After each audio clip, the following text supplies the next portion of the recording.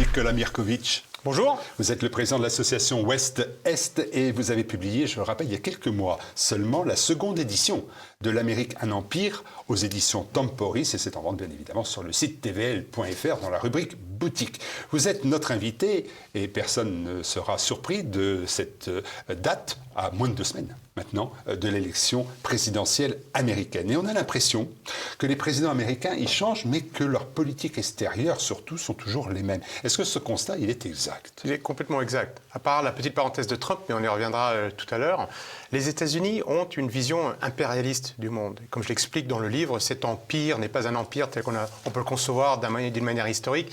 Les Américains colonisent les élites des différents pays. C'est-à-dire qu'ils veulent accès au marché, comme tous les empires, pour les ressources naturelles. Et ensuite, ils veulent accès à ces mêmes marchés pour exporter leurs produits finis, aujourd'hui leurs services, que ce soit financiers ou autres. Donc, les Américains, contrairement à d'autres pays, ont compris que cette colonisation des élites était beaucoup plus simple à mettre en place, qu'elle était beaucoup plus facile. Et c'est ce qui leur a permis d'étendre leur rayon d'influence, leur zone d'influence sur le monde entier. Et cette politique n'a quasiment pas changé depuis la création des États-Unis. Les États-Unis, l'Institut Fletcher de l'Université de Tufts aux États-Unis a calculé que les Américains ont mené 500 guerres dans le monde depuis leur déclaration d'indépendance en 1776. Et les États-Unis, donc du coup, étendent leur rayon d'influence. Et c'est pas pour rien qu'ils ont 700 bases dans le monde, dans plus de 80 pays, pour construire cet empire quasiment virtuel, mais qui permet d'alimenter la machine économique, politique et militaire américaine. Et aucun président n'a réussi à bouger ça. On sait que le président Eisenhower, dans son élocution de fin de mandat, a bien mis en garde les Américains contre ce complexe militaro-industriel qui pilote le pays, à vrai dire. Qui pilote le pays et qui est quasiment plus important que le président. Et Eisenhower dit aux Américains, attention, ce complexe militaro-industriel est en train de priver les Américains du pouvoir et qu'un peuple averti, informé, d'où l'importance de l'information et de la réinformation, seul un public informé peut reprendre le pouvoir. Et aujourd'hui, ce pouvoir économico-financier, militaire, dirige un peu le pays. Et aucun président n'arrive à changer ça. Et j'ai parlé de Trump il y a quelques instants, parce que Trump, on a vu à quel point il était difficile pour lui, quand il était président la dernière fois, de mettre en place le programme pour lequel il était pourtant élu par les Américains, à cause de ce complexe qui est autour de lui et qui l'empêchait de mettre en place sa politique. Il faut quand même noter que c'est le seul président, un des rares présidents en tout cas, depuis la création des États-Unis, à ne pas avoir déclenché de nouvelles guerres. Ça en dit beaucoup sur cette persévérance des présidents américains de continuer à faire la guerre ou de s'ingérer dans les politiques d'autres pays pour renverser les gouvernements. Ma question, Nicolas Mirkovic, est-ce que sur les élections elles-mêmes, sur les électeurs, ces questions internationales ont du poids? Est-ce que, par exemple, on va reprocher à Biden son échec total, c'est terrible, de l'Afghanistan, il y a quelques années seulement, ou à Trump le fait qu'il soit partisan de la paix, notamment, le dit-il, au Proche-Orient et encore plus clairement en Ukraine? Est-ce que ça compte pour les électeurs? Ça va compter, mais c'est quand même secondaire. Parce que le paradoxe de tout ça, c'est que les Américains eux-mêmes ne sont pas tous conscients de cet empire qu'ils ont. Parce que l'information est focalisée sur ce qui se passe aux États-Unis. Les Américains ne savent même pas où est l'Ukraine, où se trouve le Moyen-Orient, où se trouve la Chine, l'Américain moyen. Ils sont focalisés sur leur vie de tous les jours, leur pouvoir d'achat, leurs loisirs, leur business. Et ça, c'est ce qui préoccupe les Américains. Et ce sont les sujets majeurs des élections. Pour autant, nous allons bien avoir le camp Harris qui va accuser Trump de vouloir faire la paix avec Poutine. Trump de son côté qui va clairement dénoncer la gabegie du gouvernement Biden qui a dépensé plus de 100 milliards de dollars dans un tonneau des Danaïdes en Ukraine où la situation est aussi mauvaise que quand les Américains ont lancé leur coup d'État en 2014. Il va évidemment reprocher la déroute des Américains en Afghanistan qui, après 20 ans sur place, je pense que c'est 3 000 milliards de dollars qui ont été dépensés, des centaines de milliers de morts, eh bien, rendre le pouvoir aux talibans. Donc ça va être... C'est le Vietnam de Biden. C'est le Vietnam de Biden et des États-Unis, hein, ça c'est clair, parce que ça avait commencé avec Obama. Et donc ça va être reproché, mais on va surtout reprocher le fait que de l'argent du contribuable américain était investi et qu'il n'y ait pas eu de retour. Les morts, le malheur créé par l'ingérence des États-Unis dans le monde, ça va être secondaire. Ils ne vont pas en parler directement. C'est le fait qu'il y ait eu ces guerres, que l'argent a été dépensé et que derrière, il n'y a pas eu de retour. Alors Trump, il amène quand même un côté un peu plus humain en disant que voilà, les États-Unis doivent maintenant jouer un rôle de faiseur de paix. Donc ça, c'est quand même quelque chose qui est assez nouveau. Et en effet, dans son discours, il dit « il faut la paix dans le monde, je ne veux pas de la guerre, je regrette tous ces morts ». Donc ça, c'est un discours qui est un peu novateur par rapport au dernier candidat à la présidentielle qu'on a pu voir aux États-Unis. Aujourd'hui, ce mercredi, on vote aux États-Unis, bien évidemment, on est en train de voter. Quels sont les points forts, les points faibles d'un côté du camp Harris, de Mme Kamala Harris, et de l'autre côté du président Trump? Les deux en ont. Kamala Harris, clairement, elle est l'archétype du candidat woke, libéral, qui plaît aux universitaires, qui plaît aux médias. Elle est d'origine indienne et jamaïcaine. Elle a fait toute sa carrière dans l'orbite politique démocrate. Elle a été procureure, elle a gravi les échelons. C'est une femme. Et elle vient du camp de Biden. Donc du coup, elle représente la continuité. Elle a un programme qui est très social, qui parle à une bonne partie des Américains dont le pouvoir d'achat ne cesse de s'effondrer aux États-Unis. Ça, c'est quelque chose qui est extrêmement important de noter. Elle parle de faciliter, simplifier l'accès au logement pour les Américains. Elle ne veut pas réduire la sécurité sociale. Elle veut investir pas mal dans l'école. Donc ça, ce sont des axes qui comptent pour pas mal d'Américains qui souffrent.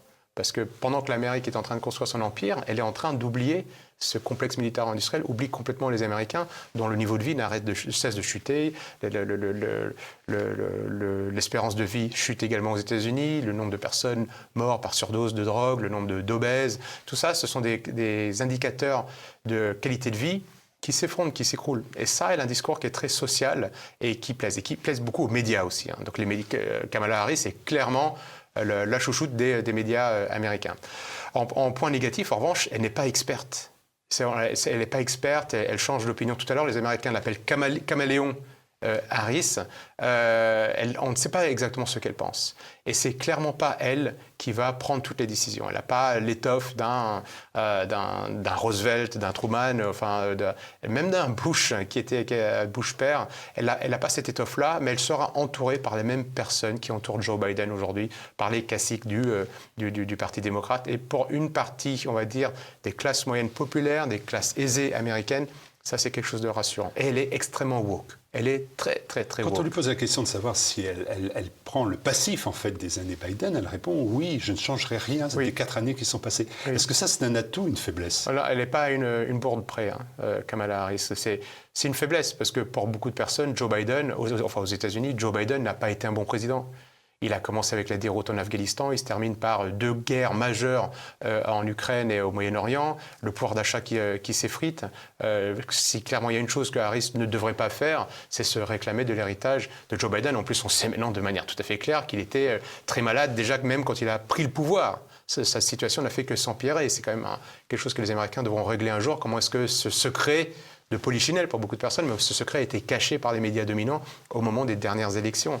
Mais non, ça c'est une erreur. Elle en fait beaucoup des erreurs. Elle n'est pas très à l'aise devant les caméras, Kamala Harris. Bon, alors Trump, il est plus à l'aise devant les caméras. Trump, ça, c'est le seul atout. Trump, c'est un showman. Ça, c'est clair et net. Il sait animer les foules, il sait les galvaniser, il sait parler.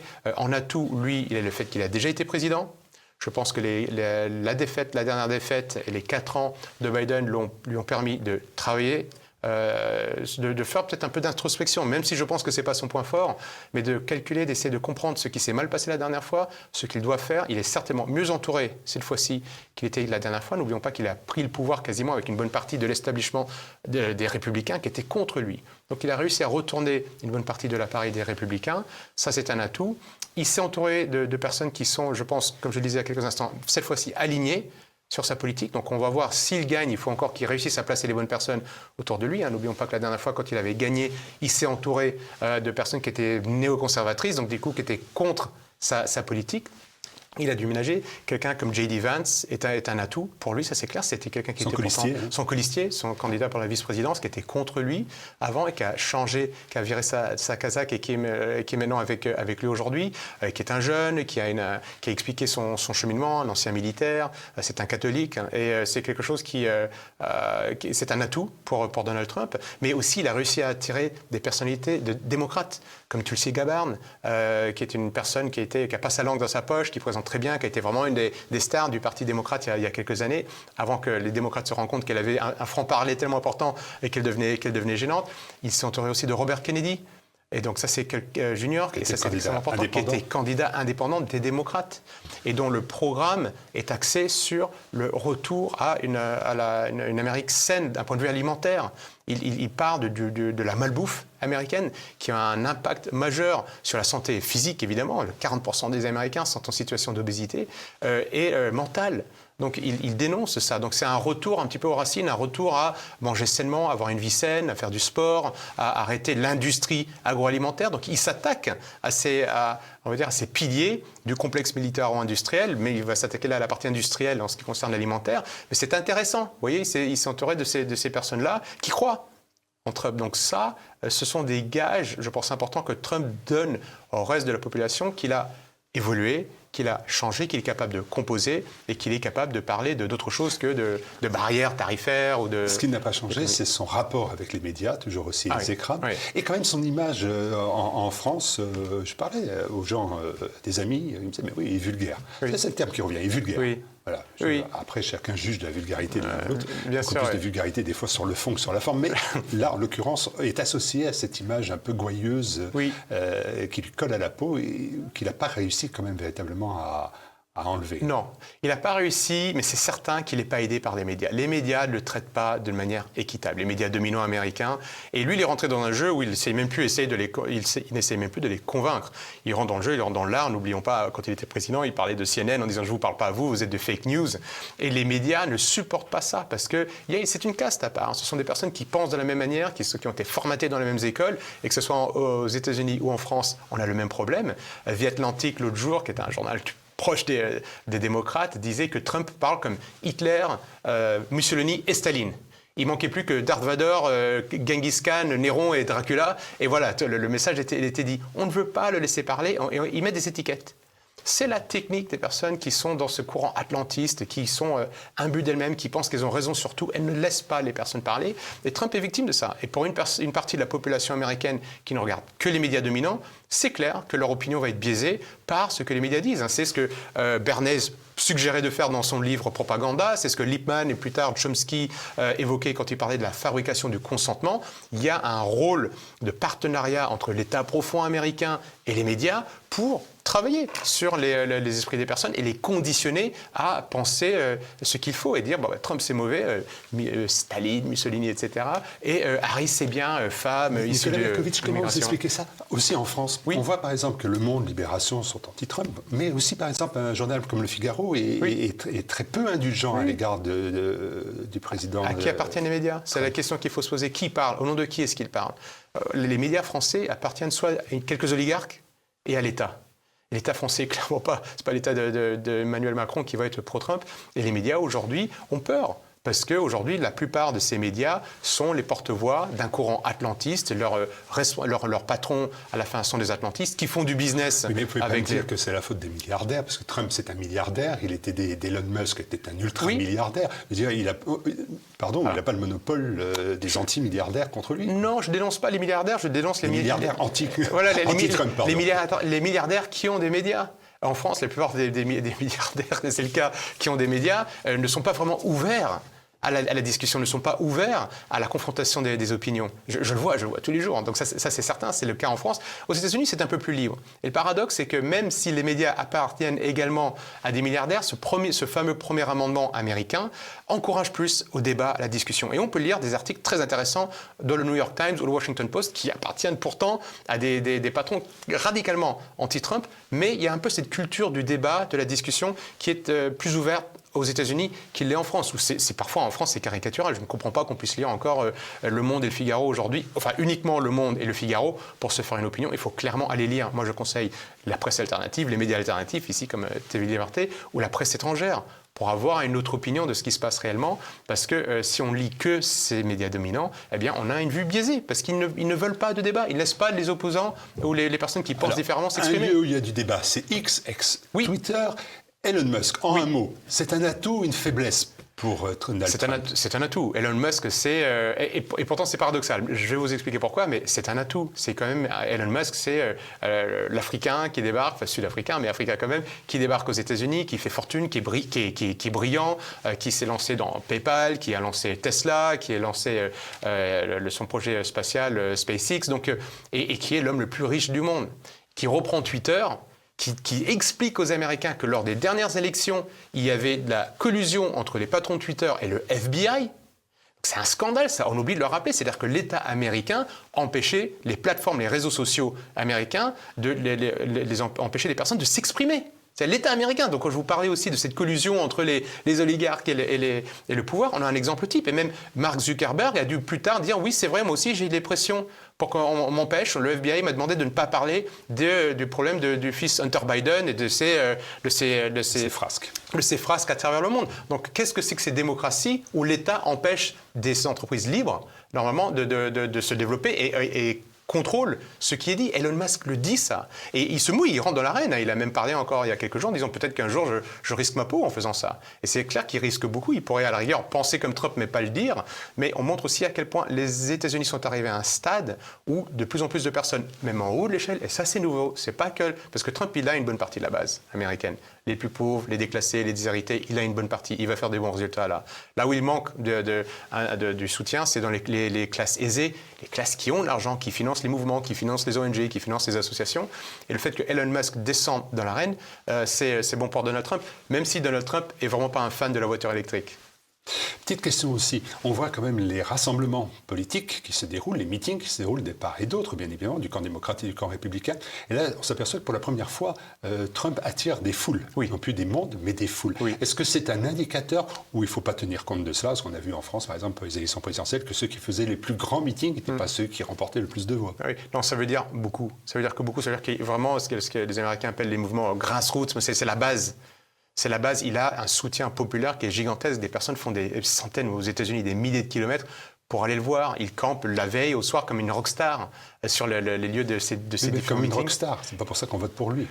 Ces personnes-là vont voter pour lui, mais il incarne un espoir pour beaucoup d'Américains. Ça, c'est certains qui vont se déplacer, qui y croient, qui mettent des pancartes sur leur pelouse en appelant à voter pour lui, qui passent des appels. Il a un budget qui est moins important que celui de Kamala Harris. Kamala Harris, le budget pour cette campagne-là, c'est $1 milliard de dollars pour cette campagne. Donc il a moins, mais il a beaucoup d'argent, mais il incarne quelque chose et il se passe quelque chose dans la société américaine. Alors est-ce que c'est assez pour faire basculer l'élection en sa faveur?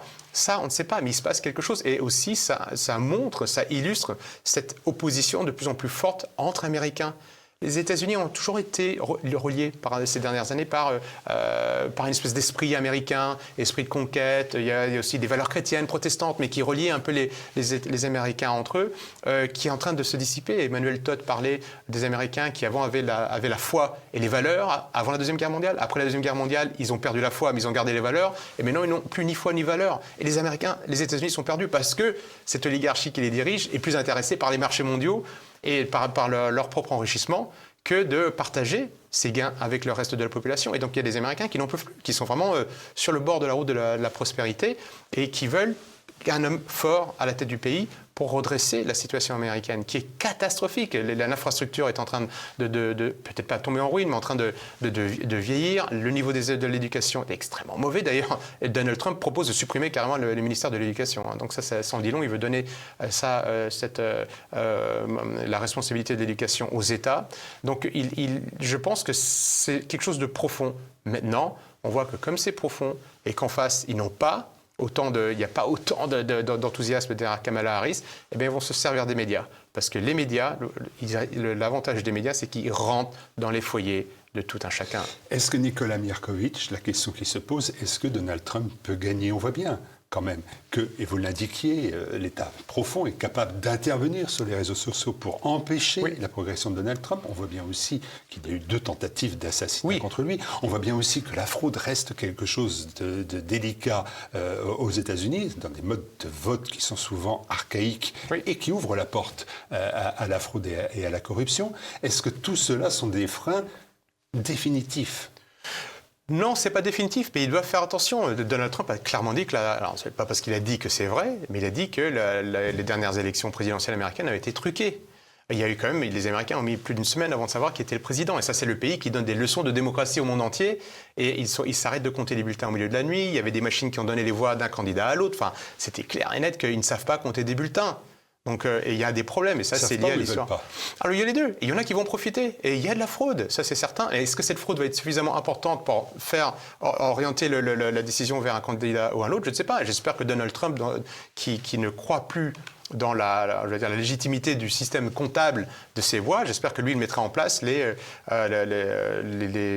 protections, des garde-fous pour comptabiliser en même temps, pour s'assurer que ça se passe bien. Des observateurs internationaux. Des observateurs, oui, il faudrait des observateurs internationaux aux États-Unis. Et je rappelle juste aussi un élément, Trump peut gagner l'élection, mais il faut aussi qu'il gagne le Sénat et la Chambre des représentants. Il y a plusieurs élections dans ces élections. Trump peut gagner la présidentielle, mais s'il n'a pas le Sénat, il ne pourra pas nommer qui il veut dans son gouvernement, puisque le Sénat sanctionne et choisit qui il veut, enfin, doit approuver les choix de Trump. Et donc il a aujourd'hui, il n'a pas le Sénat, un tiers du Sénat va être renouvelé, il faut qu'il ait une majorité au Sénat, il a la Chambre des représentants, mais elle va être complètement renouvelée. Donc c'est pas que Trump qui doit gagner. Si Trump veut mettre en place la politique pour laquelle il se présente, eh bien il doit avoir une majorité dans les deux chambres. Revenons à Kamala Harris et à Donald Trump. Est-ce que l'un ou l'autre sont capables de mettre un coup d'arrêt dans l'effritement continu de ce que vous appelez l'Empire américain? Je pense que Kamala Harris, les deux n'ont pas le choix. C'est-à-dire qu'aujourd'hui, la politique, les Américains sont arrivés au stade de ce que Paul Kennedy, qui est un historien britannique, un des plus grands experts de l'histoire des États-Unis, appelle la surextension impériale américaine, le imperial overstretch. Parce que les États-Unis, comme tous les empires, ont ce défaut, c'est qu'ils veulent toujours grossir.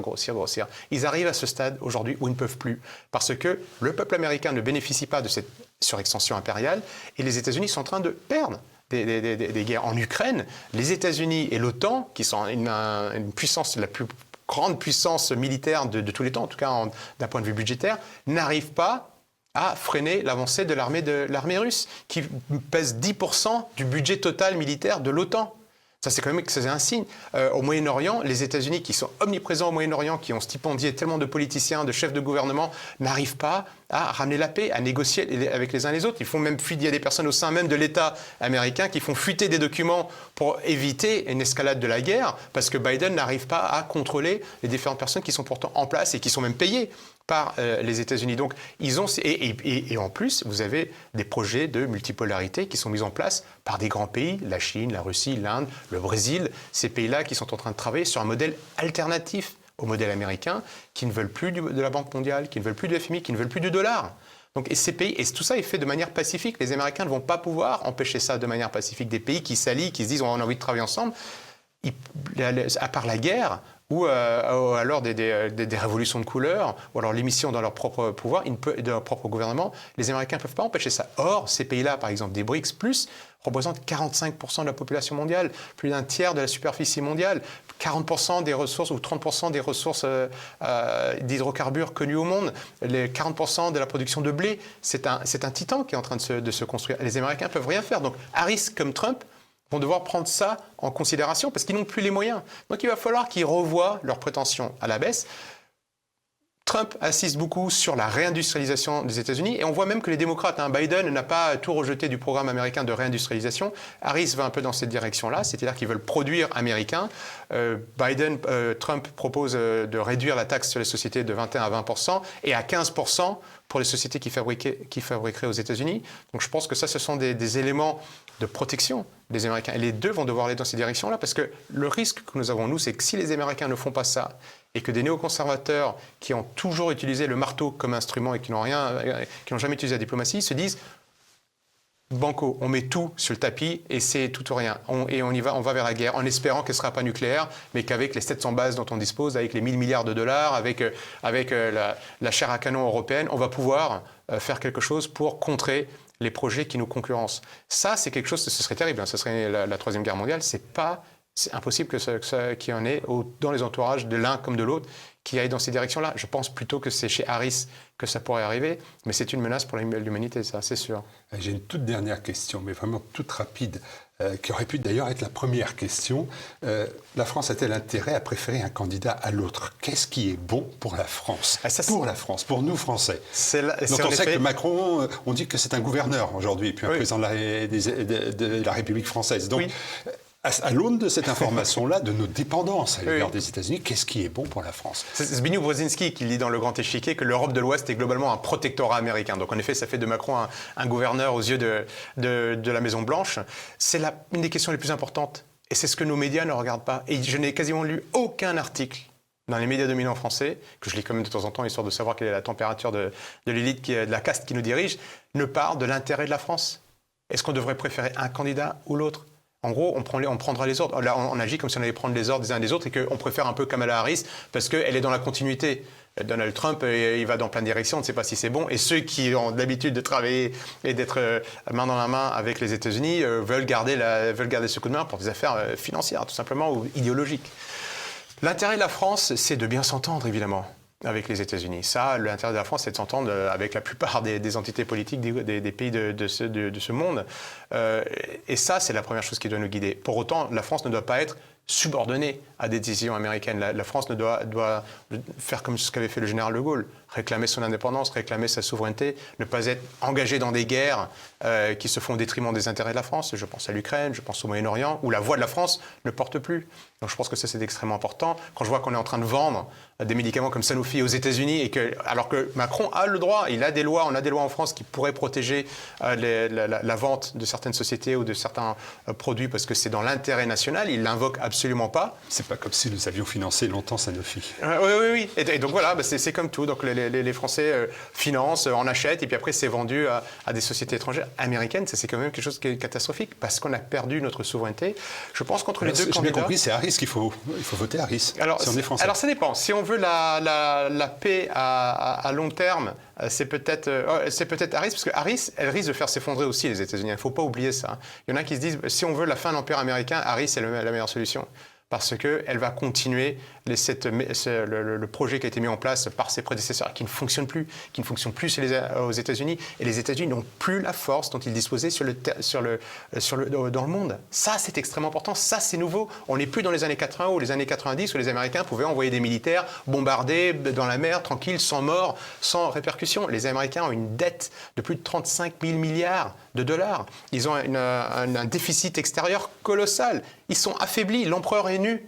Et nous ne disons rien parce que du coup nos médias atlantistes ne disent rien. C'est comme dans le conte d'Andersen et il se balade nu et tout d'un coup il y a un petit enfant qui dit mais l'empereur n'a pas de vêtements et c'est la situation. Donc les États-Unis sont ce colosse au pied d'argile. Ils ne sont plus aussi puissants et donc les deux, Harris comme Trump, vont devoir revoir ça. Je pense que Trump va vouloir revoir les relations internationales. Et ça, c'est important. Et je pense que ça, c'est dans l'intérêt de la France.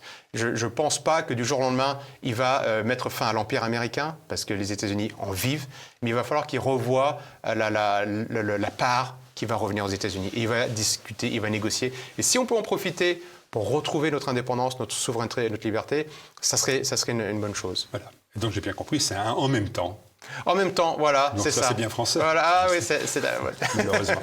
Merci Nicolas Mierkovitch de nous avoir éclairé sur ces élections que l'on va suivre, bien évidemment, sur TV Liberté, avec beaucoup d'attention. C'est ce qu'on fait d'ailleurs déjà. Merci à vous. Merci à vous.